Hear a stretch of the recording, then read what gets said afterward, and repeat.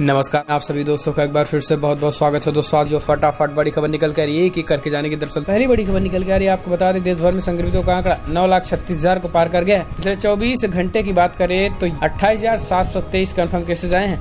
मृतकों की संख्या 24,314 हो चुकी है। अच्छी खबर यह है कि 5,93,000 लोग स्वस्थ हुए। पिछले 24 घंटे में 20,000 लोग स्वस्थ भी हुए हैं। दुनिया भर में 1,31,13,000 कन्फर्म केसेज तो मृतकों की संख्या 5,75,000 को पार कर गई है। कोरोना महामारी के बढ़ते दायरे के बीच बिहार सरकार ने बड़ा फैसला किया है। आला अधिकारियों संग मीटिंग के बाद नीतीश सरकार ने बिहार में एक बार फिर से लॉकडाउन करने का फैसला कर लिया है। कोरोना की रोकथाम को लेकर राज्य सरकार ने बड़ा निर्णय लेते हुए एक बार फिर से संपूर्ण लॉकडाउन लगा दिया है, जिसके बाद बिहार में 16 से 31 जुलाई तक टोटल लॉकडाउन रहेगा। हालांकि इस दौरान सभी इमरजेंसी सेवाएं सुचारू रूप से जारी रहेंगी। बिहार सरकार ने यह फैसला मंगलवार को मुख्य सचिव दीपक कुमार की अध्यक्षता में हुई क्राइसिस मैनेजमेंट ग्रुप की बैठक के बाद लिया गया। फैसले से पहले मुख्य सचिव ने सभी जिलों के जिला अधिकारियों के साथ वीडियो कॉन्फ्रेंसिंग में समीक्षा की बैठक की। इस बैठक में सभी जिलों के सिविल सर्जन भी उपस्थित रहे। लॉकडाउन लागू किए जाने की जानकारी डिप्टी सीएम सुशील कुमार मोदी ने ही दी।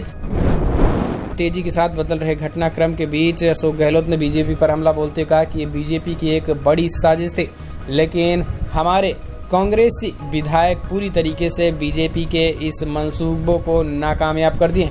कुछ लोग महत्वाकांक्षाओं के चलते कुछ हमारे दोस्त भटक गए हैं। ऐसे में हम अपील करते हैं कि वो भी हमारे साथ आएं।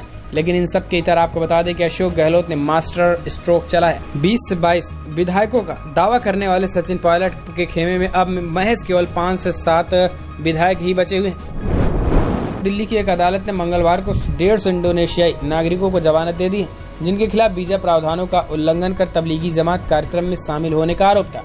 इसके अलावा उन पर मिशनरी गतिविधियों में अवैध रूप से शामिल होने और कोविड-19 महामारी के मद्देनजर जारी किए गए दिशा निर्देशों के उल्लंघन के आरोप थे। अब तक 35 विभिन्न देशों के 682 विदेशी नागरिकों को अदालत से जमानत मिल चुकी है। कल अलीगढ़, श्रीगंगानगर समेत तमाम जगहों पर जमकर छात्रों ने प्रदर्शन किया। CAA और NRC के विरोध प्रदर्शन के दौरान AMU में भाषण देने के मामले में डॉक्टर कफील खान पर राष्ट्रीय सुरक्षा कानून यानी NS से हटाए जाने की मांग की गई। इस बीच AIMIM के जिला अध्यक्ष गुफरान नूर ने DM को इस संबंध में राष्ट्रपति को संबोधित ज्ञापन सौंपा है।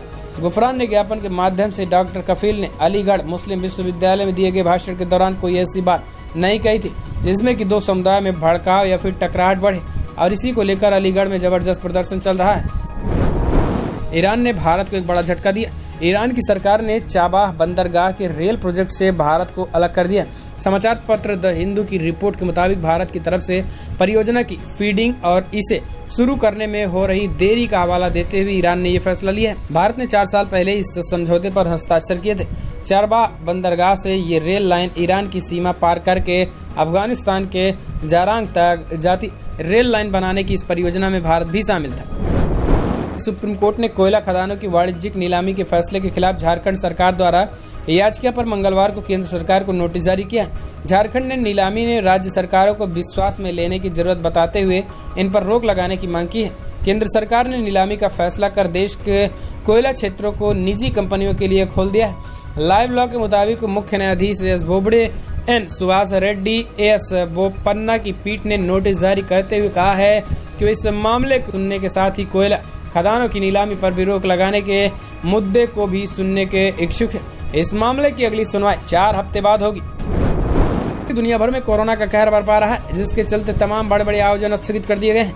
लेकिन बिहार के अधिकतर नेताओं में आपको बता दें कि सिर्फ राजनीति सूझ रही है। भले ही कोरोना जांच के मामले में बिहार बहुत ही पिछड़ा राज्य हो, अब कोरोना की जांच भी हुई तो ऐसी रिपोर्ट आई जिसमें बिहार की सरकार की नहीं समूचे बिहार को चौकन्ना हो जाना चाहिए। दरअसल बीजेपी के दफ्तर में 100 नेताओं का सैंपल लिया गया, जिनमें से 75 कोरोना पॉजिटिव पाए गए।